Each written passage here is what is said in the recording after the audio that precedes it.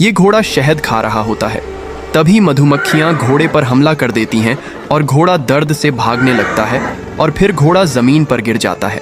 तभी एक आदमी मदद के लिए रेस्क्यू टीम को कॉल करता है। रेस्क्यू टीम आती है और घोड़े की मदद करने लगती है। घोड़े को मधुमक्खियां से बचा लेती है। फिर लाइक सब्सक्राइब नहीं किया। किसान शहर से एक नारियल का पौधा लाता है और बंदर नदी से पानी भर कर लाता है। फिर किसान एक गड्ढा खोदता है और उसमें नारियल के पेड़ को लगा देता है। फिर उसे बहुत सारा पानी डालता है। अब कुछ दिनों में बहुत सारे नारियल के फल लगाते हैं। बंदर और किसान नारियल को तोड़ते हैं और पटरी पर झूलते हुए नारियल का जूस पीते हैं। तभी एक भालू आता है और नारियल के पेड़ को उखाड़ कर तोड़ देता है। यह देखकर किसान रोने लगता है। फिर लाइक सब्सक्राइब नहीं किया।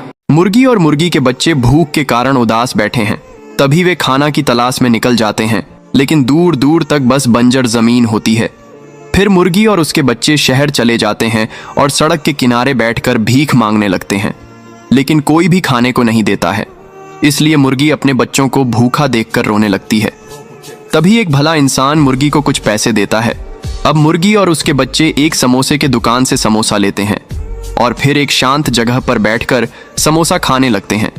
फिर भी मुर्गी रोने लगती है क्योंकि किसी ने लाइक सब्सक्राइब नहीं किया। किसान और मुर्गी जब भी केले का फसल बोते हैं, भर भर के केले लगते हैं, लेकिन मुर्गी एक भी अंडा नहीं देती है। किसान उदास रहता है और अंडे की फसल बोने का सोचता है। किसान कहीं से एक अंडा लाता है और उसे जमीन में लगा देता है। अब किसान बोतल के पेड़ से पानी की बोतल तोड़कर अंडे को सींच देता है।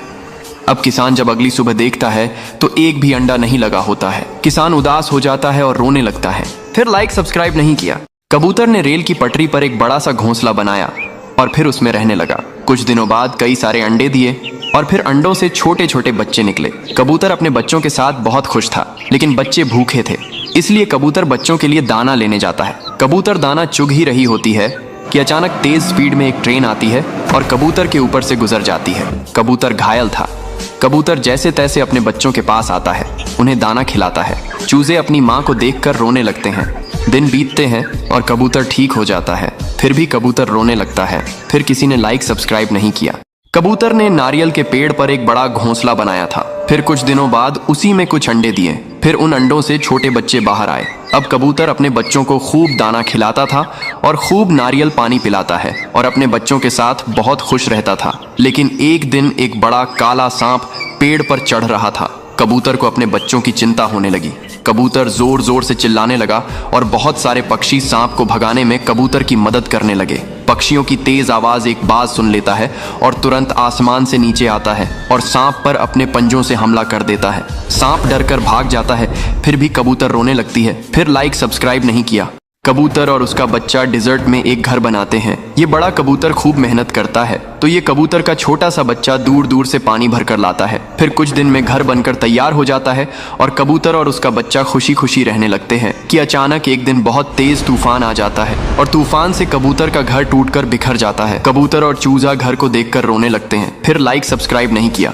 किसान और कबूतर मिलकर रेगिस्तान में खूब मेहनत करके एक घर बनाते हैं। ये कबूतर खूब मेहनत करता है और दूर दूर से पानी लेकर आता है, तो इधर किसान भी बहुत मेहनत करता है। धीरे धीरे घर बनकर तैयार हो जाता है। फिर एक दिन किसान घर में आराम करने लगता है कि अचानक आसमान से बिजली गिरती है और घर में आग लग जाती है, जिससे किसान मर जाते हैं और कबूतर रोने लगता है। फिर भी लाइक सब्सक्राइब नहीं किया। ये लोमड़ी शेर से बात कर रही थी। तभी लोमड़ी का बच्चा वहां जाता है। शेर गुस्से में लोमड़ी के बच्चे पर हमला कर देता है। पास में एक पेड़ पर बैठा बंदर यह सब देख लेता है। वह तुरंत पुलिस के पास कॉल करके सारी बात बताता है। पुलिस तुरंत वहां पहुंचती है और शेर को गिरफ्तार कर लेती है। अरे ये क्या आपने अभी तक बंदर के लिए लाइक सब्सक्राइब नहीं किया?